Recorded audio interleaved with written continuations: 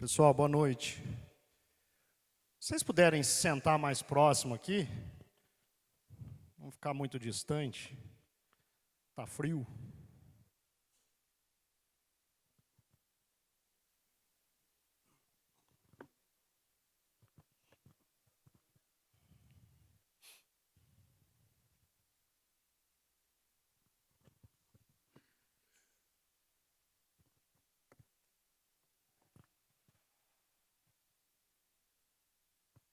Pessoal, boa noite. Sejam bem-vindos aqui na audiência pública do EIV do loteamento Portal da Aliança 3. Meu nome é Reinaldo. Eu sou, na verdade, um profissional da área da comunicação. Hoje estou aqui. O meu objetivo é conseguir fazer com que vocês, nessa audiência, saiam entendendo um pouco do loteamento Portal da Aliança 3. Vou fazer de uma forma bem objetiva. Onde que ele está inserido, né? Quais são os bairros vizinhos, quem será impactado diretamente, quem, de uma forma indireta, também pode ser impactado. Tudo que a implantação desse empreendimento vai representar nessa área, tá bom? O empreendedor é a Sequoia Empreendimentos Imobiliários Limitada. A empresa que fez é a Flector, é a autora do estudo de impacto de vizinhança. Então, esse estudo não foi feito por mim, não sou técnico. Opa! Tá bom aqui, Márcio? Esse estudo é feito pela Flector, o responsável está aqui, o Mário. Pegue a mão aí, Mário. Então, vamos lá. O estudo de impacto de vizinhança, primeiro, pessoal, ele está naquela mesa ali, se vocês derem uma olhada, ele tem centenas de páginas, um baita de um estudo que a gente não consegue esgotar ele numa noite como essa. Então, a gente vai fazer uma apresentação que vai dar realmente para vocês entenderem de uma forma objetiva o que é esse empreendimento. Mas ele está público no site da prefeitura, quem quiser depois todos os detalhes pode acessar. Então ele é um estudo extremamente complexo que a gente não consegue esgotar numa noite como essa, mas nós vamos abordar os pontos mais importantes, né? Aqueles pontos que precisam de algum tipo de ação para a gente mitigar um problema, um ponto que também é positivo, a gente vai fazer uma grande análise dele aqui. Importante destacar que a Flector, né, do Mário, ele utiliza uma metodologia que apoia-se em matrizes que ele desenvolveu na tese de doutorado dele na USP. Tá? Então, o Mário trabalha, mais de 20 anos, 25, 30, mais de 30 anos que o Mário faz esse tipo de trabalho. Tá? Então, é a tese de doutorado dele na USP, uma das pessoas mais experientes aí para esse tipo de trabalho. Ele leva em consideração aí muitos aspectos na hora de produzir um estudo de impacto de vizinhança. Então, por exemplo, impactos benéficos e adversos, né, positivo e negativo. Toda vez que você vai mexer num local e implantar algo novo, é claro, ele pode trazer algumas adversidades? Pode. Então, vou colocar um empreendimento lá, um punhado de gente vem morar. Vai alterar o trânsito? Pode alterar. Então, pode trazer um impacto negativo para o trânsito? Talvez pode. Positivo. Vai gerar emprego, vai aumentar a arrecadação de IPTU. Então, assim, tem impactos positivos e negativos e ele traz isso dentro do estudo.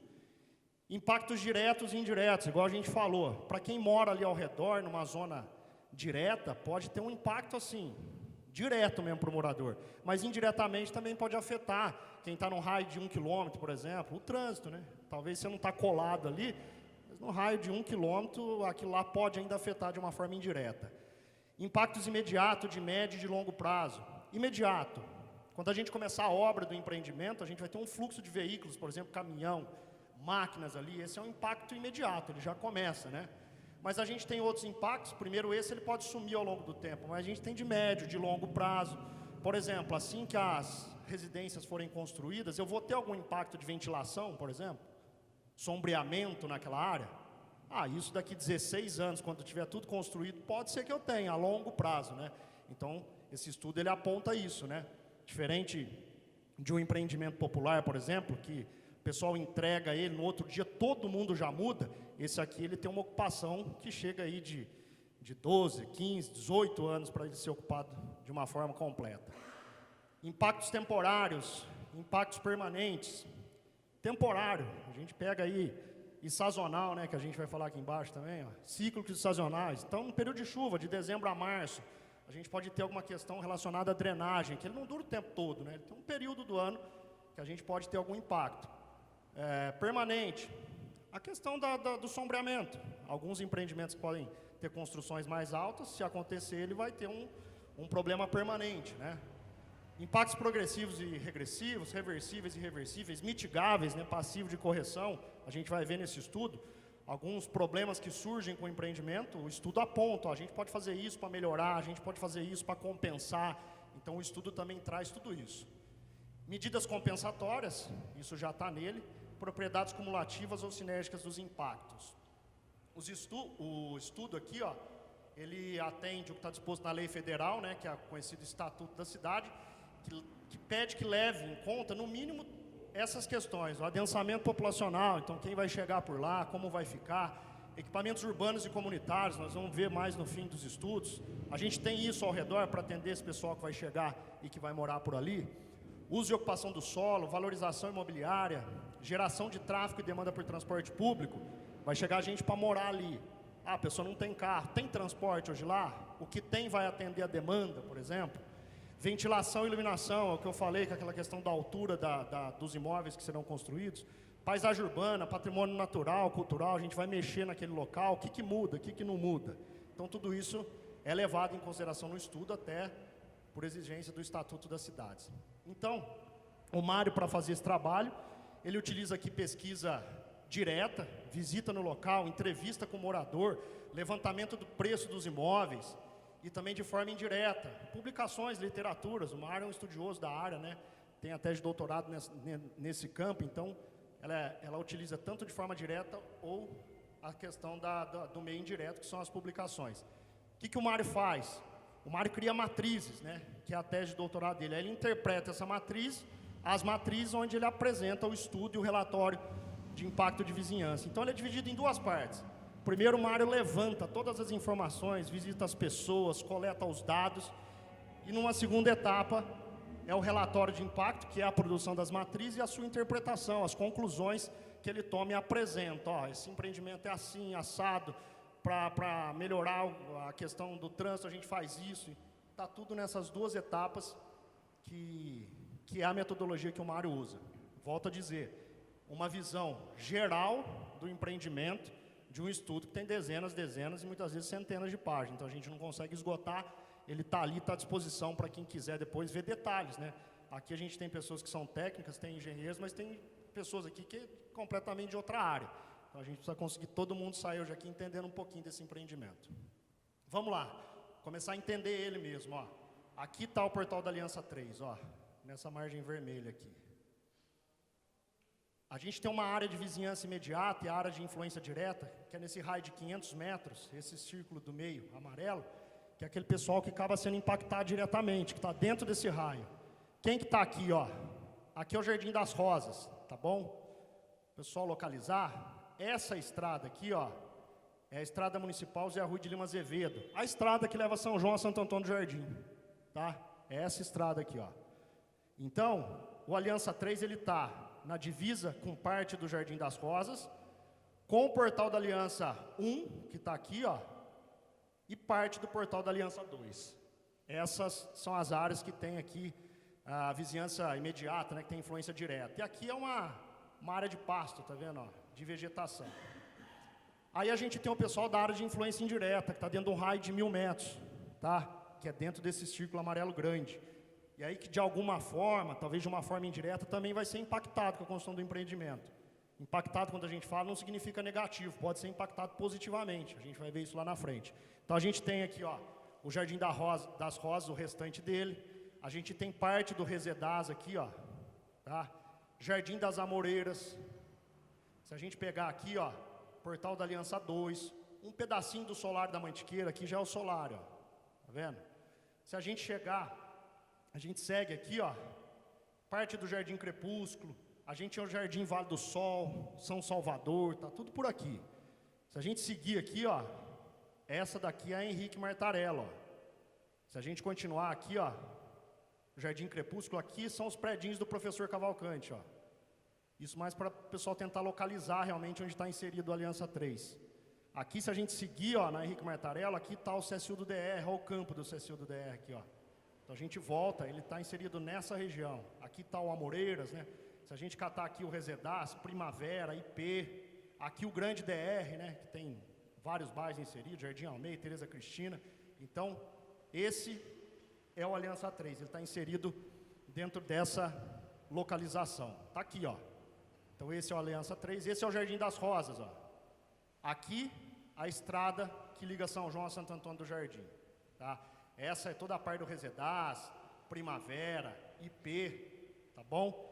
Aqui, o Aliança 1, aqui o Aliança 2, e se a gente vai continuar aqui, ó, saindo por aqui, a gente está na Henrique Martarello, a gente vai chegar de novo no CSUDR, estamos próximo ao professor Cavalcante, então por essas imagens é possível a gente localizar bem onde está o empreendimento. Alguém tem alguma dúvida em relação à localização dele? Todo mundo deu para entender? Pegou mais ou menos onde ele está? Ótimo. Então vamos seguir aqui com as características desse empreendimento. Ele é um loteamento aberto, tá? Ele é horizontal. Por que horizontal? Construção máxima de 10 a 12 metros de altura. E aqui já é uma daquelas questões que eu falei da ventilação e do sombreamento, até uma forma de mitigação já, para você não ter problema de sombreamento, não ter problema de falta de ventilação, você ter um máximo de altura que você pode construir. Então, nesse empreendimento, um máximo de 10 a 12 metros, tá? É um pessoal de renda média que vai ocupar, os lotes mínimos são de 250 metros quadrados, tá? Não tem menor que isso, testada mínima de 10 metros, um total de 370 lotes. Uso residencial e misto, tá? O misto, ele vai estar localizado nessa região aqui, ó, que é o prolongamento da Henrique Martarello, então vai ser o local de maior movimento. O que seria lote misto? O misto você pode fazer residencial ou comercial, então fica a critério da pessoa, mas somente nessa área é onde estão localizados os lotes de uso misto, tá bom? O projeto produzirá aqui na forma de doação ao município 117.998 metros quadrados de área pública, tá? Isso representa 53,50% do total da gleba, tá? O percentual de área pública do projeto é superior ao que exige a legislação, que é de 45%, então já é um dado positivo dele. Vem aí com 53,50% de área pública.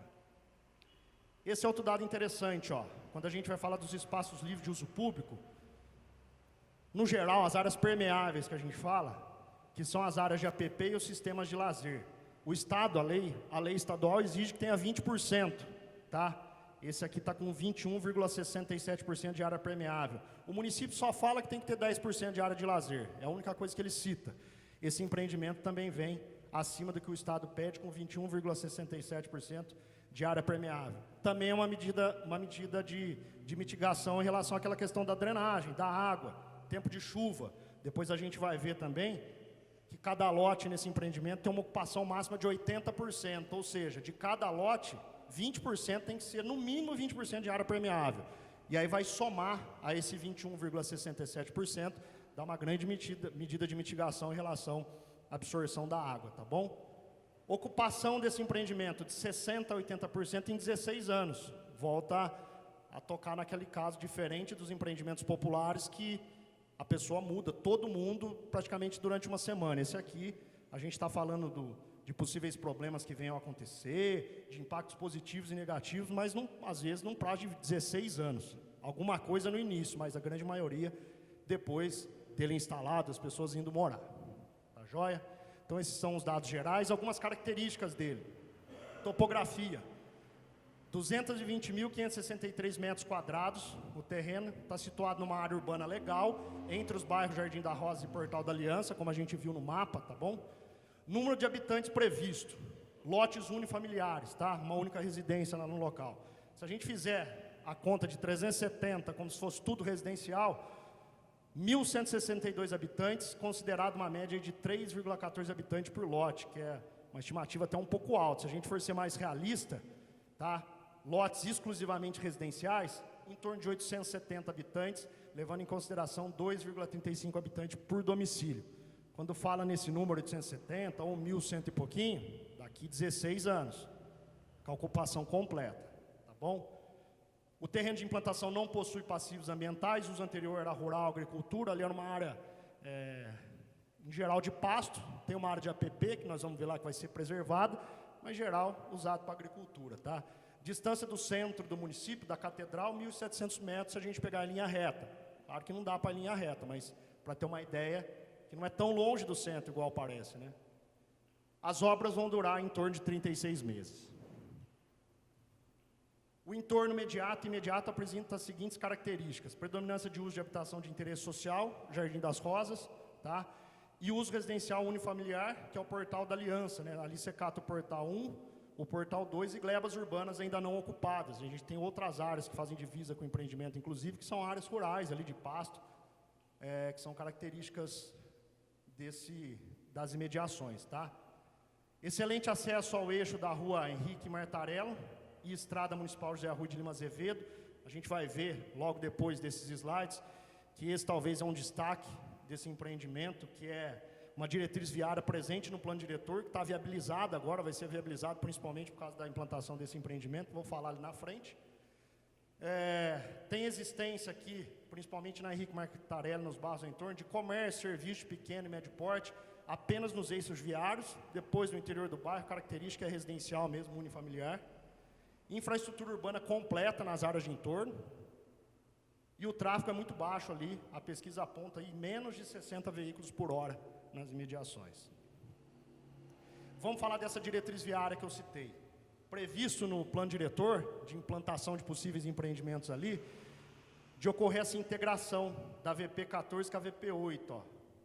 Seria aqui, ó, o prolongamento da Henrique Martarello com a estrada municipal que liga São João a Santo Antônio do Jardim. Você dando uma opção para as pessoas chegarem, por exemplo, no centro da cidade ou ali nas imediações do curso, sem ter que utilizar uma única via. Então, que esse empreendimento vai permitir isso, ó.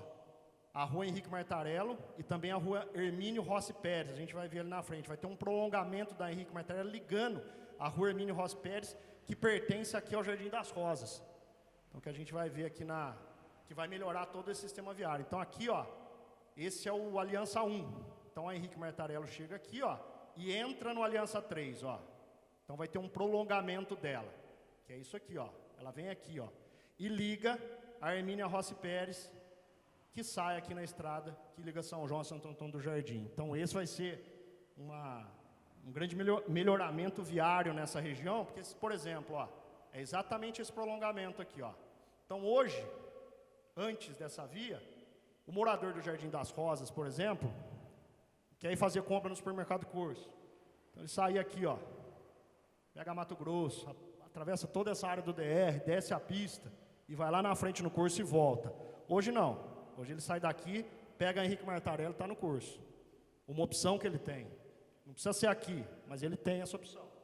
Mesma coisa os moradores aqui do Resedazo, ó. Às vezes ele não quer ir por aqui, longe, ele quer ir para aquela região do Solar da Mantiqueira ou do próprio Curso, ele também atravessa aqui, ó. Está do lado, ó. Solar está aqui, Curso está aqui, Big Bom está aqui, então passou a ser uma grande alternativa viária com a implantação do portal da Aliança 3.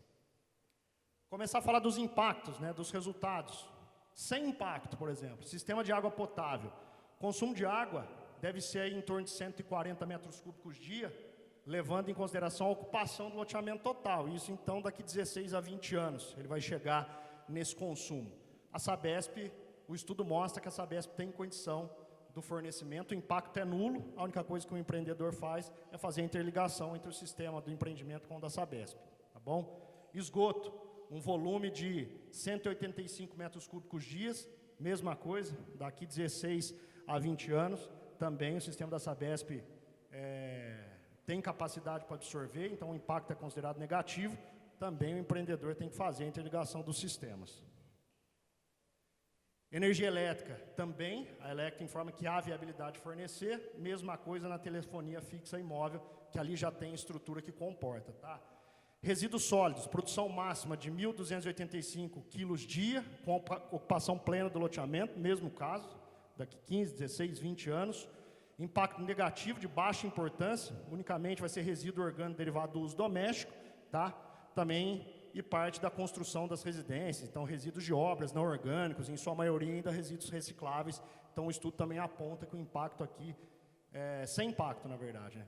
Sombreamento, insolação e ventilação, como eu citei lá no começo, as construções com no máximo 10 a 12 metros de altura, então também considerado impacto nulo em relação à ventilação e sombreamento. Por não serem altas, não impacta a questão da ventilação e também do sombreamento. Impactos a serem mitigados. O estudo aponta que haverá tráfego de máquinas e caminhões, especialmente nos primeiros meses de obra, o qual deve ser discreto e diluído com o período de consolidação da ocupação. Tá? Então, o empreendimento vai começar a ser implantado, caminhões, tudo, é natural de qualquer tipo de empreendimento como esse. Então, o que o estudo recomenda?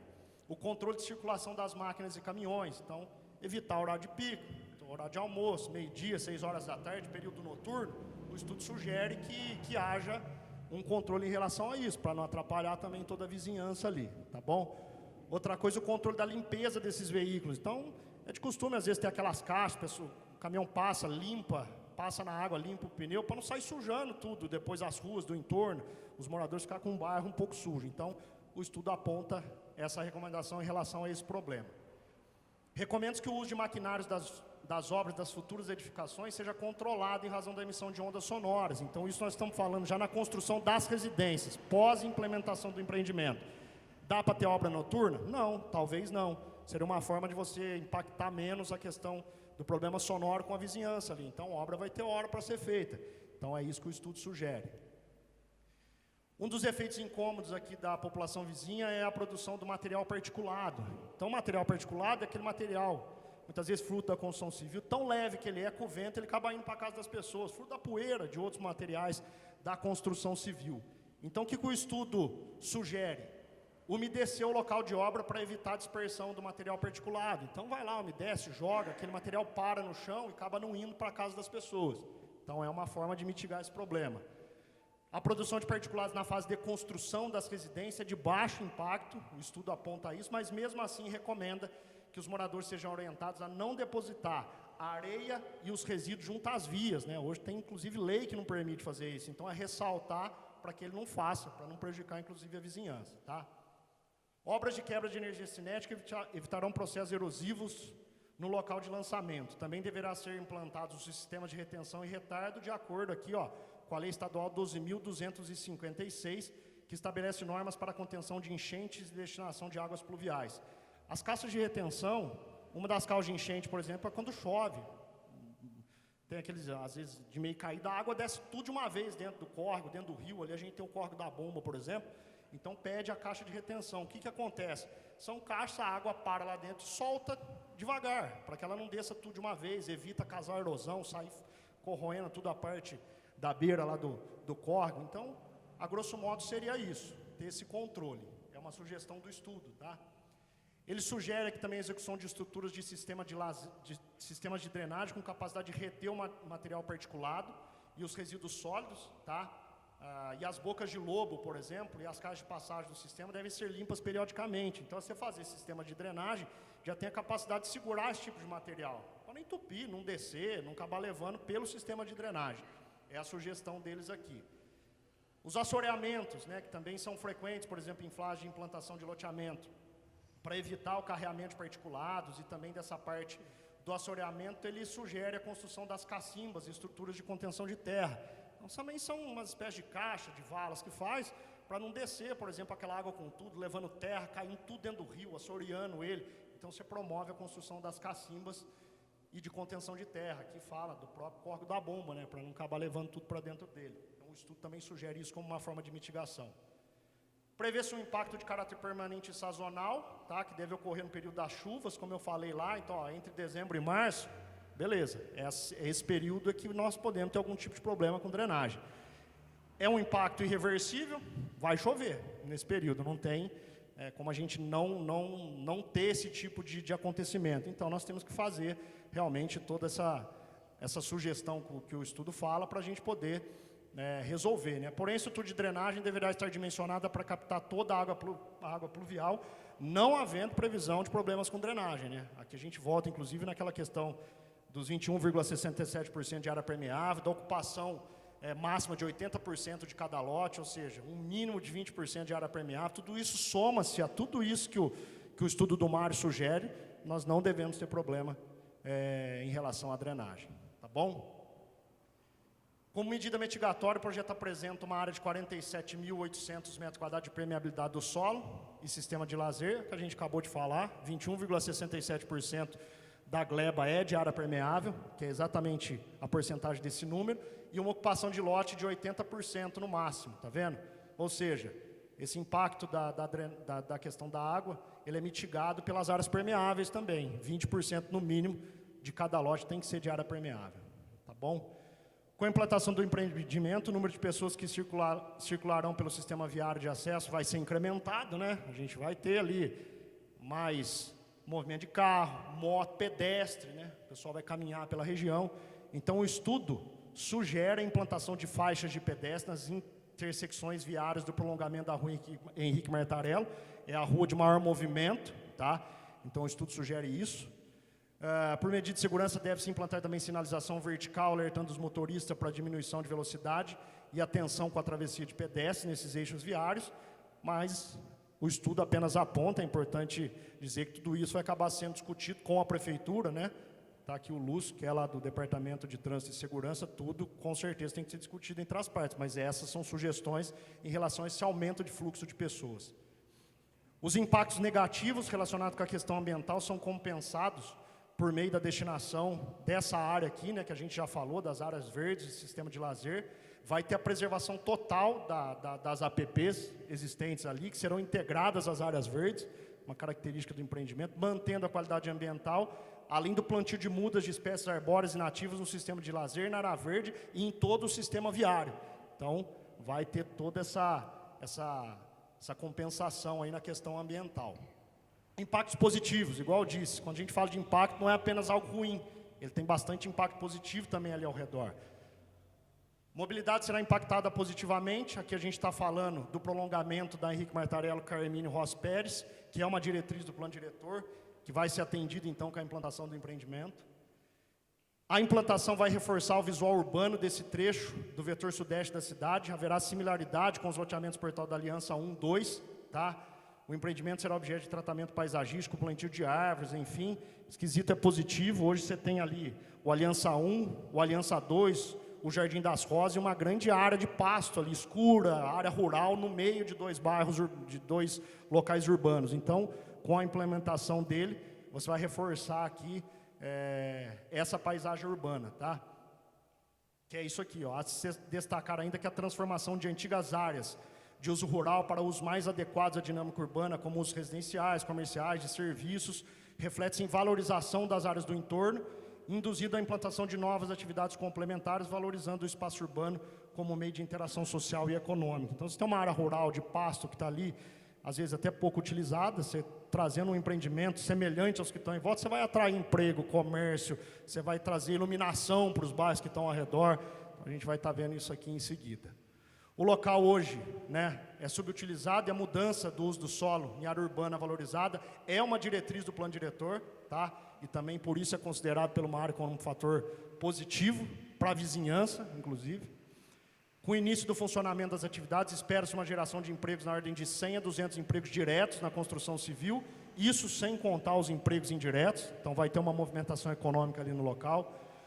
O empreendimento em si, como gerador de empregos e novos negócios, principalmente nos próximos 18 anos, período de construção de 370 novas edificações de uso residencial, né? Então, pessoas vão mudar para lá, pessoas vão demandar por serviços, vão precisar de padaria, vão precisar de mecânica, vão precisar de supermercado, e isso vai atrair novos tipos de...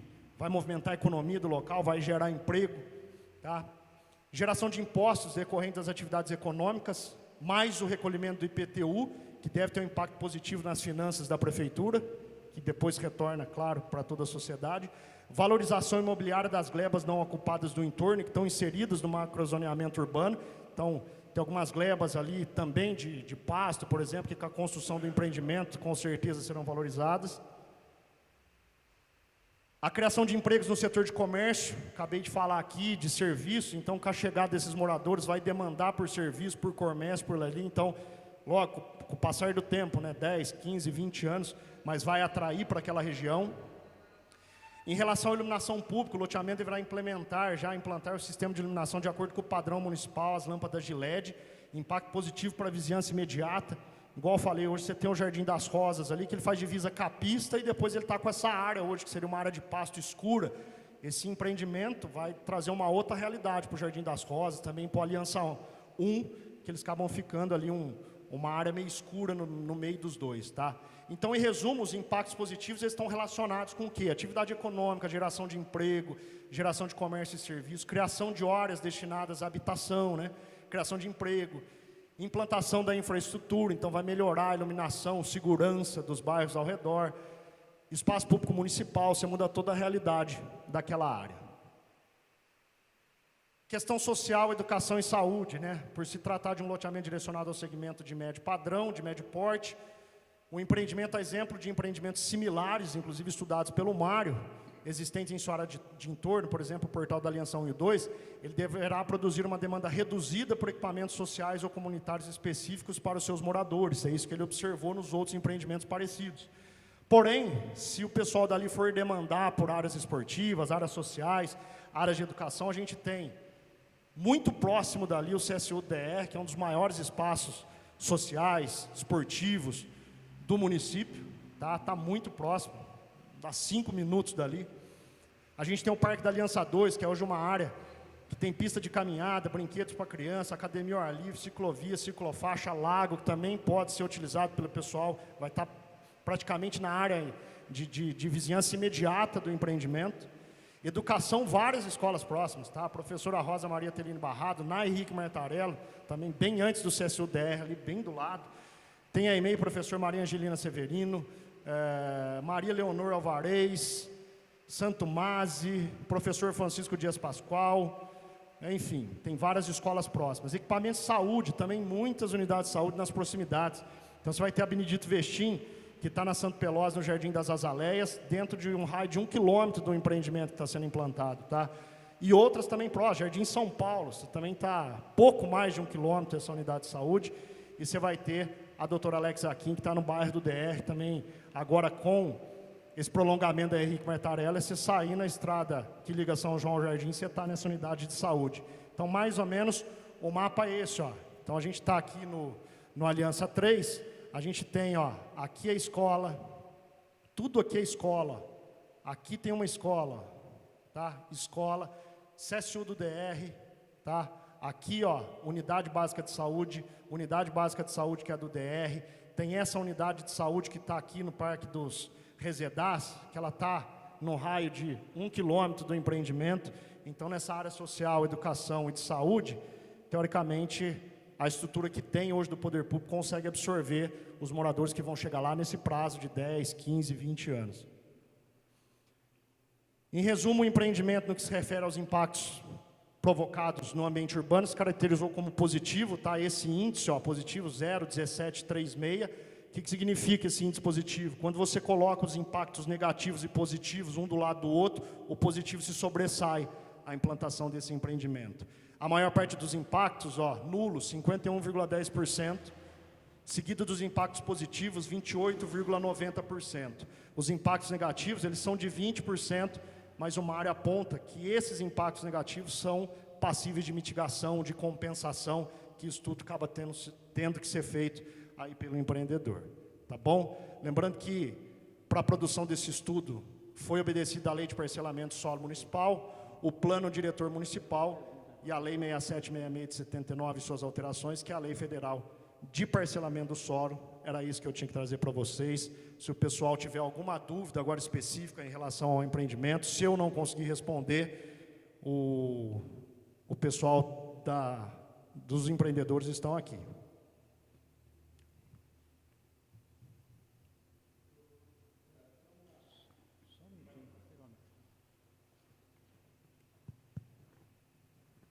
Tudo bom?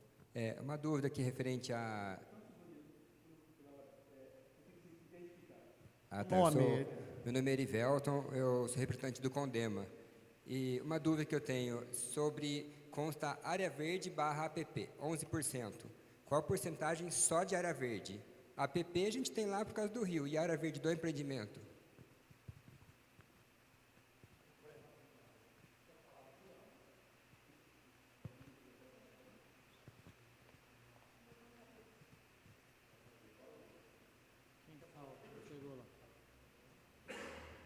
Poderia voltar o slide lá do quadro, Jales, por favor?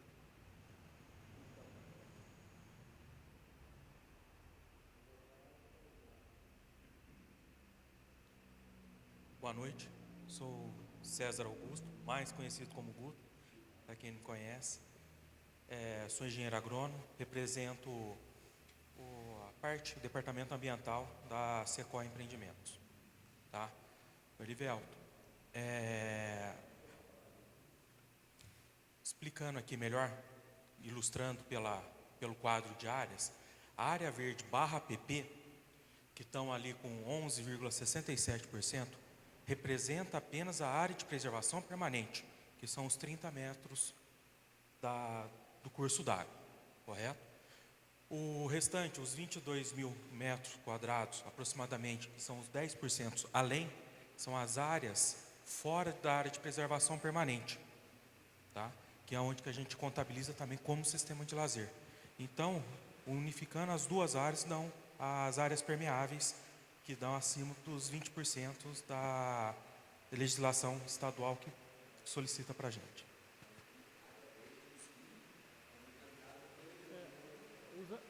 A área verde, ela é contabilizada ali junto. A área verde, ela na legislação federal, ela é legislação federal e estadual. Toda a APP, ela é obrigatoriamente a receber a nomenclatura de área de PPP, é obrigatoriamente receber a nomenclatura de área verde. Toda APP é área verde, nem toda área fora de APP você precisa colocar a nomenclatura de área verde. Ela pode ter duas nomenclaturas, ou sistema de lazer ou área verde. Tá? Qual que é a vantagem ali do sistema de lazer? Ela vai ficar uma área permeável, se puder colocar uma implementação de algum equipamento público que seja para continuar a área permeável, o poder público pode implantar. Na área de preservação permanente, não. Daí é onde que a gente faz os maciços, o tratamento de plantio 3x2, tudo.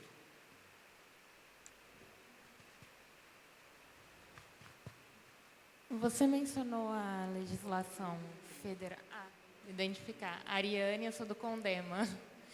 Você mencionou a legislação federal que trata área verde como APP. Você poderia esclarecer qual legislação federal é essa, qual o artigo que trata especificadamente disso? Porque, a princípio, são coisas diferentes, tanto que a destinação é totalmente diferente de uma e outra. E também a área verde não poderia se confundir com o sistema de lazer, segundo a legislação federal. Tá. Na verdade, a legislação federal, ela fala apenas, na 6766, apenas de área permeável de 10% do tamanho da área. Tá? A estadual nossa, que está na 6766, na legislação estadual, se eu não me engano, a SMA 22, ela consta os 20%.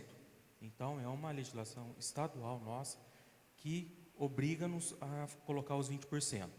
No manual GRAPROAB, lá está bem explícito a forma de tratamento de nomenclatura, porque o manual, para quem não entende, o GRAPROAB é um grupo de análise de projetos habitacionais. Então, lá, quem faz parte dele é a Secretaria da Habitação, o próprio GRAPROAB, a CETESB, SABESP, aonde que esses órgãos, eles todos planejaram um manual para a gente poder seguir.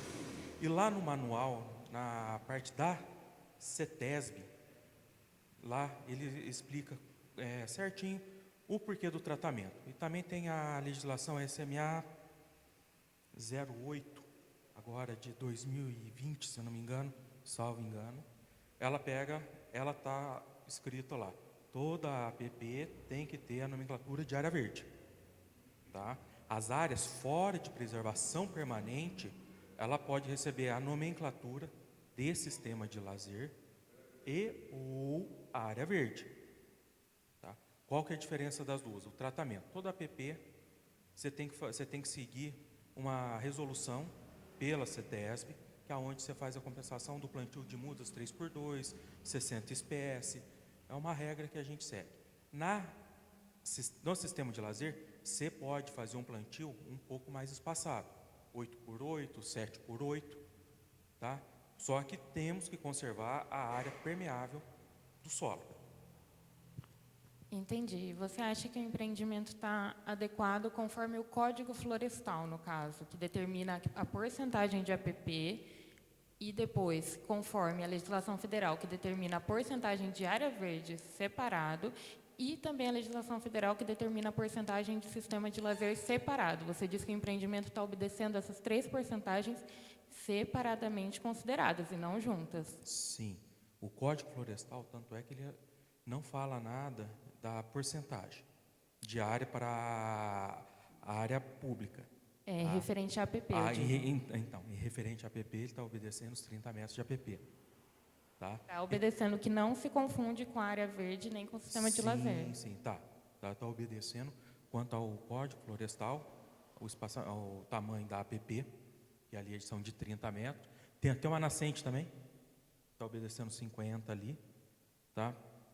E quanto às resoluções, às normas, as leis estaduais também está bem criteriosa. Que tudo isso que a gente está vendo aqui é apenas um wave, a gente só está mostrando a apresentação para vocês. Tudo isso ele vai ter que passar pelo crivo, pela análise da CETESB. A CETESB também vai lá em campo, vai analisar isso, vai pegar as áreas, vão conferir as medidas, tudo isso, se depois passar de novo para aprovação no município e depois dessas aprovações que vão para o cartório.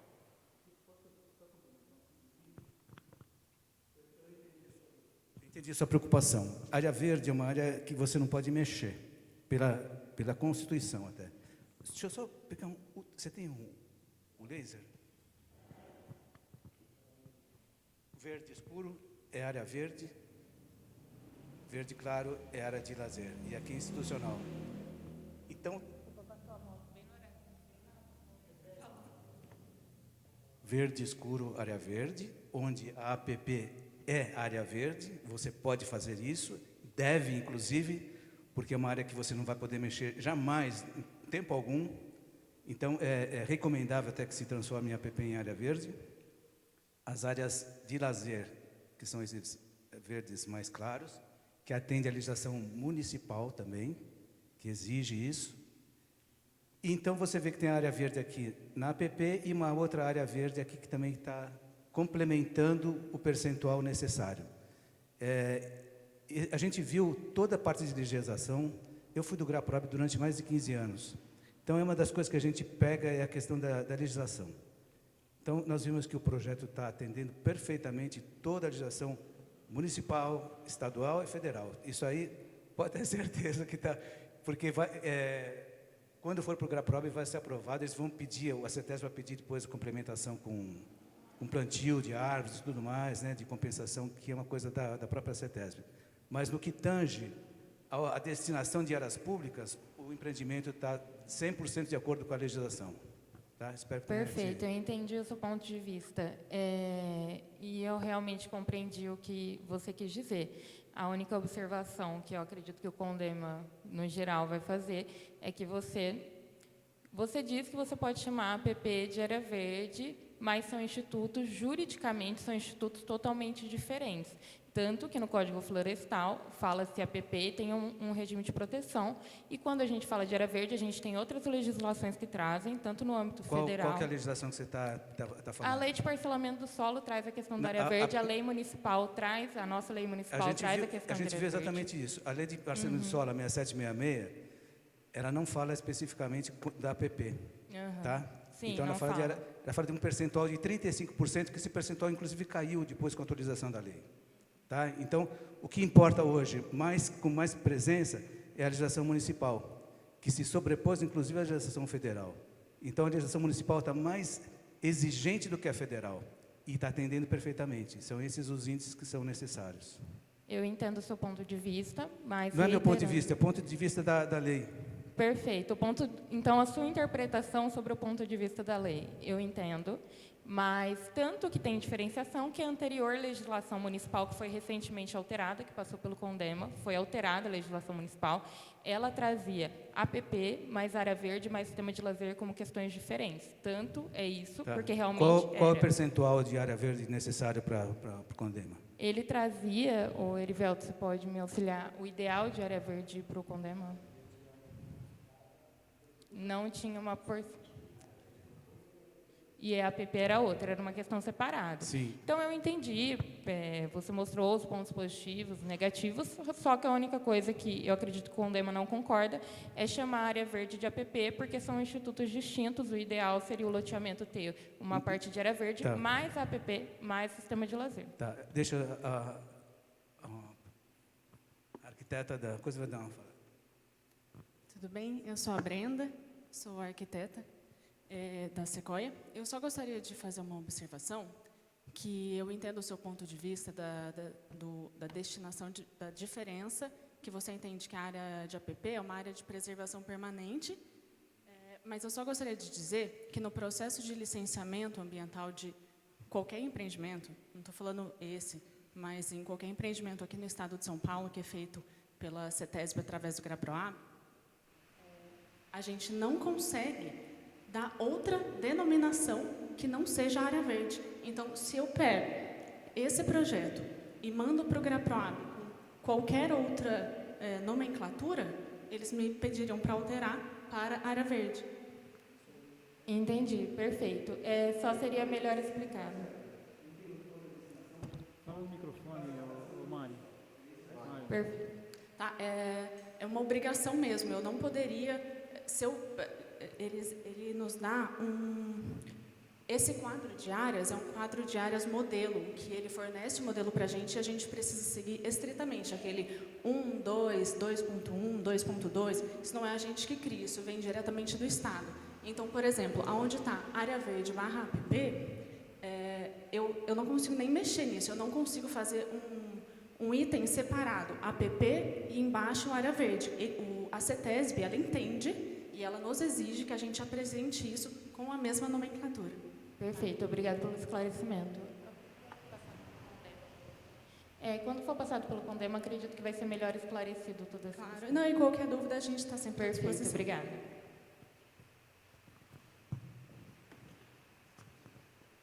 Mais alguém?